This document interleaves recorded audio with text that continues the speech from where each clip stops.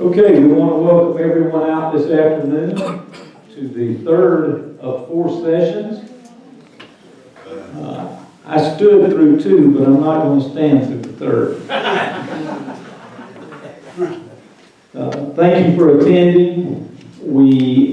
There have been two very good, very informative meetings this morning with a lot of good questions that I think this panel has answered and addressed. And so I'm looking forward for this session to be the same way. I'll introduce them. They'll go through their bios and their history a little bit. And then we'll open it up for questions. So if you will, just hold your questions till the second part of it, and we'll get them answered.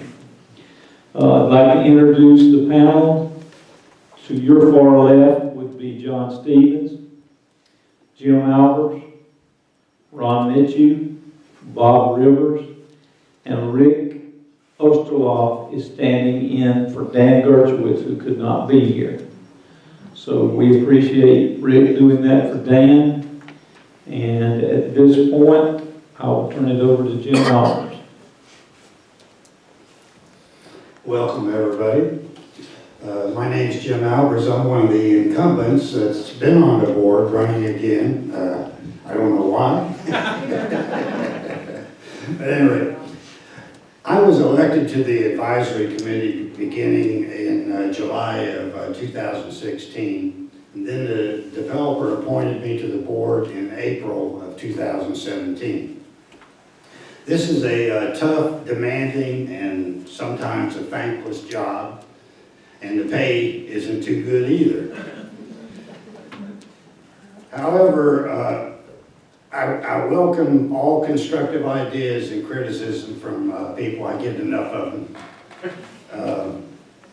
But I wanted to tell you, because I've been on the board for 2.5 years, what the board has really accomplished. The board directed me when I first started on the advisory committee to facilitate the tree replacement project. And that project was pretty extensive. I hired an arborist to determine the trees to be replaced. And the reason they needed to be replaced was to prevent future property damage and to prevent future homeowners association costs. And this project involved around 190 trees being replaced in phase 1 and phase 2. After that project, I was assigned to another major project. I facilitated the rules and regulations. The board appointed a rules committee. We interviewed them and we selected extremely talented people. And the purpose of this was to eliminate duplications and conflicts of interest and to make it a much more user-friendly document, which we have been successful at. And it should be going out to the residents sometime this week. And the good thing about it is it now has a search mechanism, so you can type in the word like golf cart, and it will take you to every section that applies to golf carts.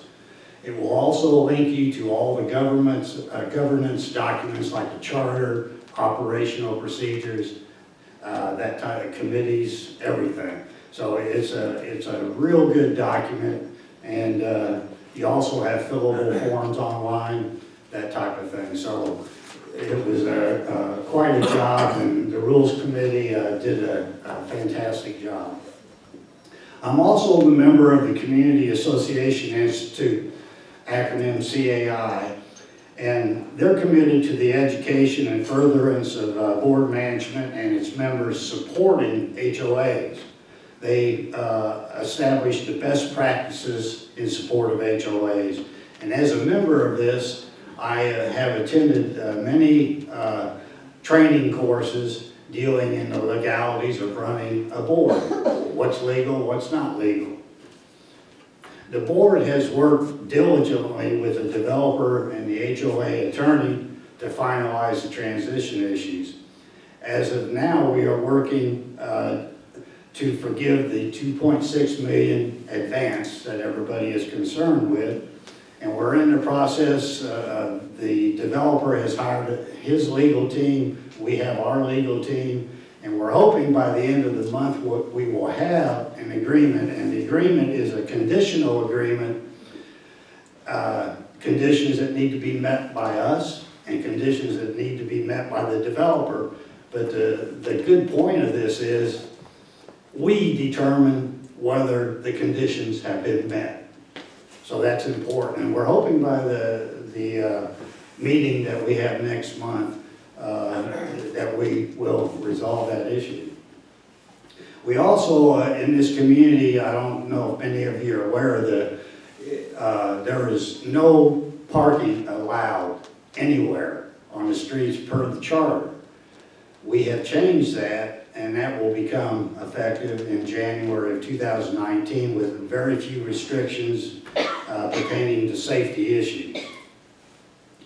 We received an HOA funded engineering study recently concluding that there are no infrastructure problems within the community. So that's good to know in our negotiations with the developer. We substantially reduced insurance costs by approximately $30,000 per year. And by reducing it, we also added workers' comp for volunteers, because many of you are volunteers, and we increased substantially the liability coverage. We had a space problem in this building. We approved the refurbishing of the basement, which allows multi-use functionality and efficient space utilization. We also, a lot of people did not like our website, said it wasn't really user-friendly. We have contracted out with a new website contractor, and this is going to eliminate all our storage and bandwidth problems at a significant savings. It also allows for electronic submissions of e-forms and work orders. We facilitated the landscape options based on individual resident needs, and that's that red, yellow, green thing for landscaping that most of you have signed off on. We expanded the cleaning services by adding a 30-hour work week. We resurfaced the tennis and pickleball courts. We cleaned up the Montgomery property, which is designated green space. We can't do anything with it, but we put a trail on it. We kept dues to a minimum. Dues increases. The reasons I'm running, I believe in being a responsible neighbor. I also want to protect and ensure the quality of life in this community, the property values, and the needs of the community. I believe I have excellent communication, motivational, interpersonal, and presentation skills, and I developed these skills as a federal criminal investigator and special agent in charge in 31 years as a law enforcement professional. In conclusion, if elected, I will continue to serve the community in a fiduciary way and diligently and professionally work with the developer board and Crestwing residents. I will continue to vote for what is best for the community, not for personal reasons and not for special interest groups. I want to ensure our community continues to be great and maintain our property values. I promise you I will not vote for any major financial undertakings without seeking the input of the community. I thank you for your consideration and your support. Thank you.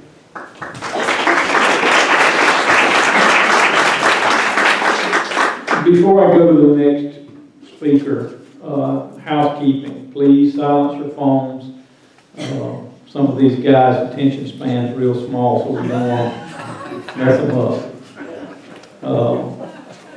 John, no, Dan, or Rick for Dan.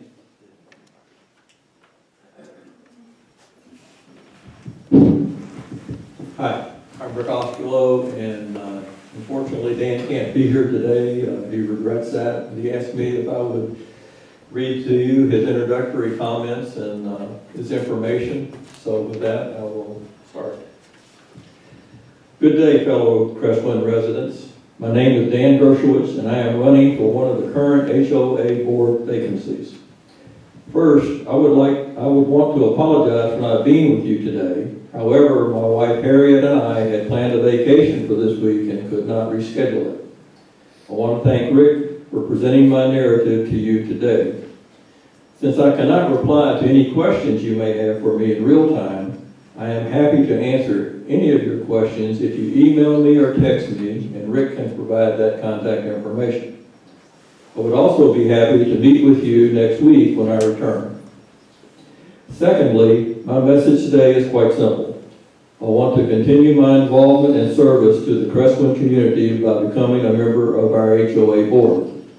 I believe that my resolve and dedication, coupled with my vision and leadership experience, can help inspire you and other Crestwood residents to find and enact solutions to continue to build our healthy and vibrant community. My wife and I have been involved in civic and nonprofit organizations, including prior homeowners associations, wherever we lived, and our move to Crestwood 4.5 years ago has been no different. Since moving into Crestwood, we have been involved with Crestwood clubs and committees as well as local volunteer groups. We have experienced firsthand the vibrant, active community which has brought us all together.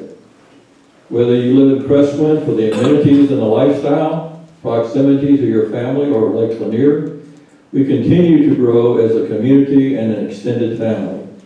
We enjoy an amazing lifestyle, exciting amenities and activities, and we truly are a value-added community.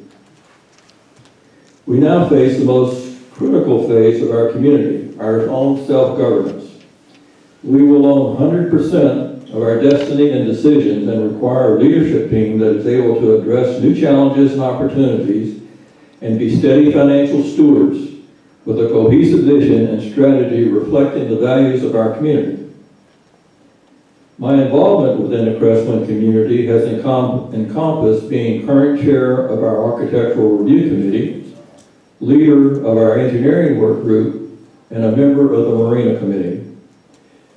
I have previously been a member of our Budget and Finance, Safety and Security, and Transition Committees.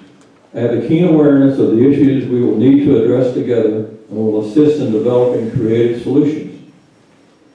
Many of the issues can be found in the posted engineering reports located on our Crestwood LL website. Some of these issues require addressing in the short term, while others will require longer term attention. In any case, we will need to address them in a collaborative and proactive manner. We are also blessed with many wonderfully talented people with different life experiences and community services, many of whom lead our committees and clubs today. We need to encourage those residents to remain active while engaging others who have skills and talents to consider becoming active in determining our future. If elected, I will bring to bear all of my prior work experience, leadership experience, and transparency in both the nonprofit and public sector to advance the policies and goals of our Crestwood community. With your help and participation, Crestwood will continue to be a value-added community with an association board that is responsive to the community needs and continues to serve all of our residents in the years to come. Thank you for your time.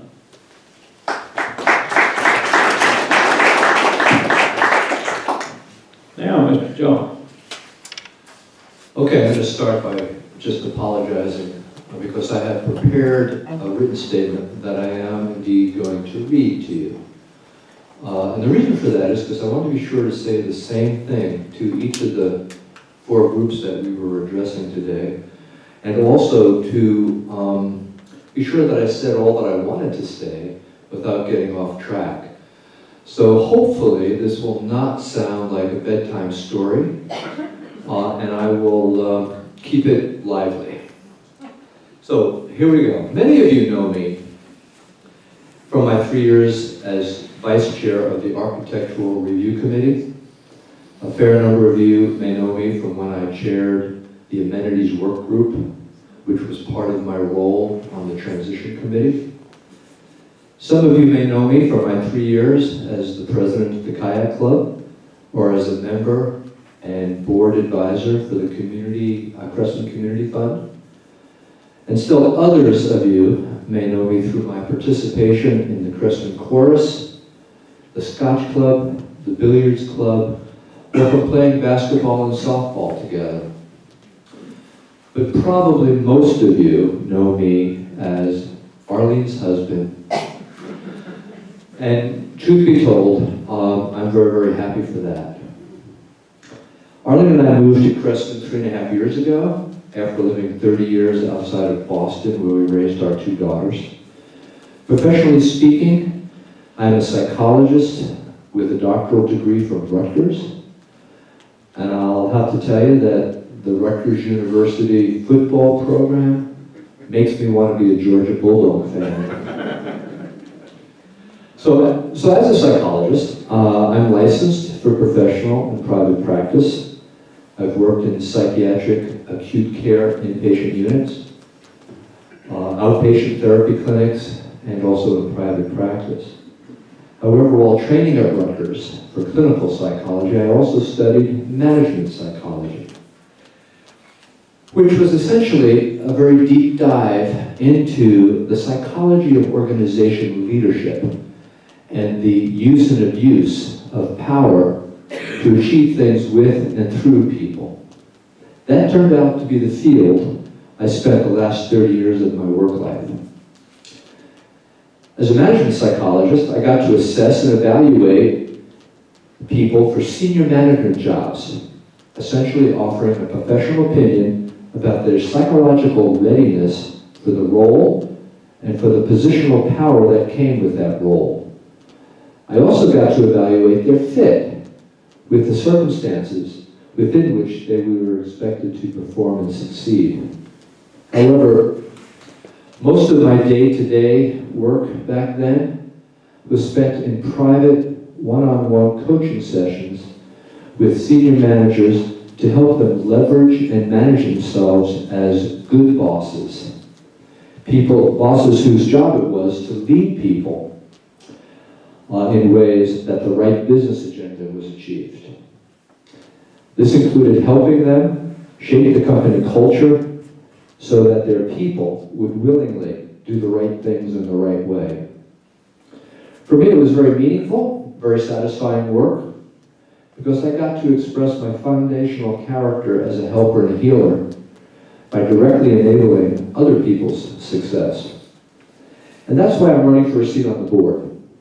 I want to help the right things happen in the right time frames so that we become a vibrant and healthy resident-centered and resident-led community. Creston at Lake Lanier is indeed a nice place to live. I think we can, and I think we should, thank Coulter and Bob Rademacher for what they have started. They are slowly relinquishing ownership and management of Creston, but indeed, it will be a while before we are totally managing our own affairs. But the turnover process has indeed started, and we will eventually be leading and managing ourselves.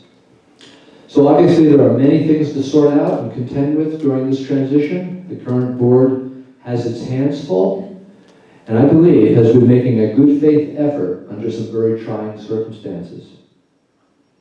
I think that my professional background and perspective might be very helpful to them, and likewise helpful to you, the Creston residents.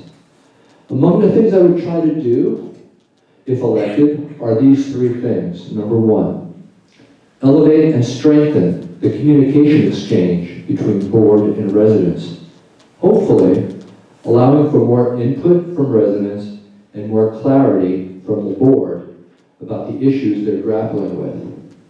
Number 2, involve the community in defining a strategic vision and direction, as in, what kind of community do we want to be? And how do we set ourselves apart from every other over 55 active adult community? This obviously has, the answer to that question obviously has implications for our ability to preserve and even perhaps raise our resale value of our home. And number 3, I would want to engender and support a community culture wherein organized groups and clubs intentionally reach out and support one another in ways that heighten the enjoyment and goodwill that residents experience by participating in these events and activities. So in addition to offering my professional background and experience, I would also bring some personal beliefs which govern how I conduct myself. And here are 3 of them. Number 1, I believe that how you treat people says a lot about you, about your character, about your substance, about how you view yourself in relation to other people. Number 2, I don't know everything, and I don't need to know everything. That's why God created other smart people. People who enjoy being content experts in their field, like finance, engineering, law, and even psychology. I believe that my value add is in knowing how to leverage that and integrate that so that we find the best right answers.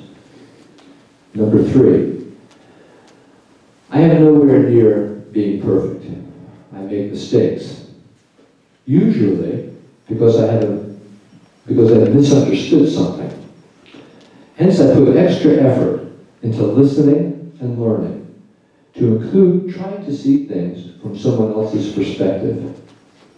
Hopefully, the people who know me from any of the forums and activities I mentioned earlier would attest to the fact that that's the way I am. And I would continue to conduct myself in that manner, whether I make it to the board or not. So, thank you for your attention.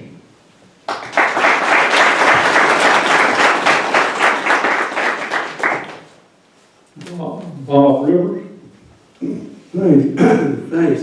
Whoa, I got a frog. Thanks and welcome to the session today. I'm a Georgia native who moved to the far north, that being the Chicago area, northwest Indiana. I came here, my wife and I came here, Majel and I came here in January 2012. So we've been here quite a while. We've been involved I've been involved in the Garden Club and in the chorus and leadership positions, and I've also helped to establish the Crestwind Community Foundation, which is quite an experience for all of us. My work experience included science teaching and then science teacher preparation at Purdue University. I also held the position of Dean of the School of Education at Purdue University Northwest up in the northwest corner of Indiana, and department head for 5 years. So I had a total of 17 years experience in university administration, and believe you me, that is quite an education. You have students, faculty, administrative staff, and even parents come to you with requests and with suggestions and so forth. And the worst of it is that they come to you with entirely different requests. So one is opposed to the other. So I've got used to dealing with, how do you resolve that with 2 different constituencies.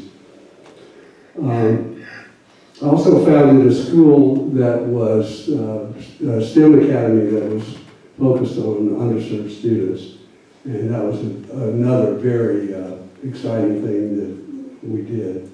During my time here at Crestwind, I've served as a member and as the chair of the advisory committee from its early days, and was the chair, briefly a member of the board appointed by the developer. And then went from that to the chair of the transition committee in 2015 and 16, 2016. Being chair of that committee was quite a responsibility because we had work groups that went into each area of transition and did a lot of detailed work. We had a work group that focused on engineering. We had a work group that focused on finance. We had a work group that focused on the marina, and a work group that focused on the amenities, to name a few. And we met on a regular basis, had reports from these work groups, and then reported to the board on a regular basis in terms of recommendations. That committee's job was to identify those things which might be issues during transition, identify problems that may occur, and then propose recommendations to solve those problems. We were then to pass those recommendations to the board, which we did in regular meetings until we were disbanded. I think that there are a number of important goals that need to be accomplished in the next few years, and especially goals associated with the transition process that we're presently in. The first of these goals, up to now, we have been primarily a developer-led community. And the object of that was to sell homes, obviously. That was a reasonable goal during that time. But in the future, we need to have a resident-focused community where the needs and values of the residents are utmost in the policy and financial decision-making process. So helping with that translation from one to the other would be something that I would like to be deeply involved with. Secondly, a second goal is to bring together all the constituents, the stakeholders of our community. That includes residents, property management staff, clubs, committees, to bring all these people together collectively to develop a vision and promote values that are the core of our mission here. And that mission really is to support the intellectual and physical development of our residents, along with the engaging social, educational, recreational opportunities. Now, what does that specifically mean? And I think that we need to have a collaborative experience, some sort of strategic planning around what we want to be 10 years out, or 5 years out. Because that will drive then, what we do there will drive then our priorities and our funding, so that it is around a focus that the community has agreed upon. Thirdly, I would like to help make policy, financial, and other decisions in the best interest of the community as a whole. The role of the board is to basically set policy and to evaluate the performance of the property management team, and to work with the committees to develop the context that's needed to solve problems and to formulate policy. So it needs to come out of a context rather than just making a policy du jour, policy of the day. It needs to come out of a general context of where we're headed. The fourth goal I would have is to foster input from the community on specific policy issues that affect a large number of residents. So you can't go to the community for every decision you make as a board, obviously, but in key policy decisions that you need to make, you need to have a sense of what the community would like you to do relative to that policy. And especially those which impact a broad segment of the community.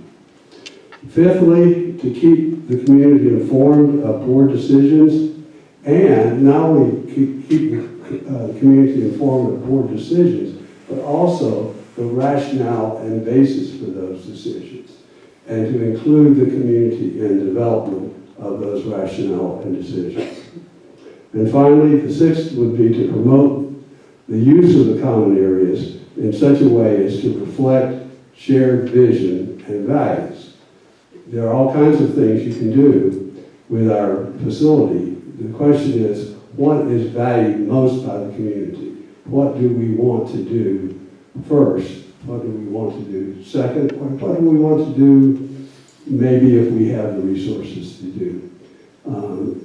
I think it's very important that we think about carefully the context in which we make our decisions related to the amenities and common areas.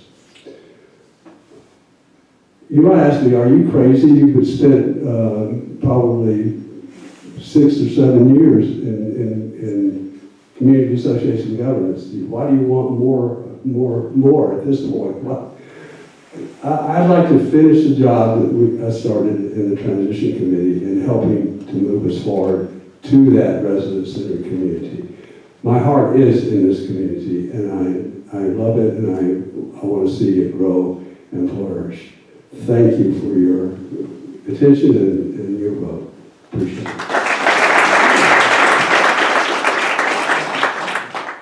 Ron Mitchell. Good afternoon, ladies and gentlemen. Welcome to the presentation today, and thank you for attending. I'm Ron Mitchell. I'm the current president of the Association Board of Directors, otherwise known as, or more commonly known as, Rosemary's husband. I was born and raised in western Pennsylvania, a little small mill town just north of Pittsburgh. I started my banking career about 2 years before being drafted, and had interrupted my banking career. But after being drafted, I applied to the U.S. Army Artillery Officer Candidate School in Fort Sill, Oklahoma. Was accepted and graduated from there in 1966. I spent 12 years on active military duty as an Army Artillery officer. Most of my assignments being overseas. I was in Korea for a tour, in Vietnam, and also 2 tours in Germany. After my military service, I had a banking career spanning about 30 years in various positions, and my final one being a regional manager, with most of my time spent overseas working for Bank of America under the Department of Defense military banking contract. I retired in 2012, and my wife Rosemary and I, along with our son, moved to Crestwind in June of 2013, so it's been 5.5 years. Shortly after arriving here, I began some volunteer work. It was actually in November. I was assigned to a Amenities and Rules Committee, which was an independent committee at the time, and asked to update that document, which was a delight to do. Several months later, in 2014, I was selected to be a member of the advisory committee, and have served continuously either in the advisory committee or the board since that time. So it's been about 4.5 years. I was involved in all the management activity and all transition-related actions over the past several years. So I have a considerable insight to how things work and what we're trying to achieve in the transition process. I'd like to highlight just a few significant actions and achievements that I feel the board is responsible for. The introduction of open board meetings, which was discussed earlier, I think was a significant improvement.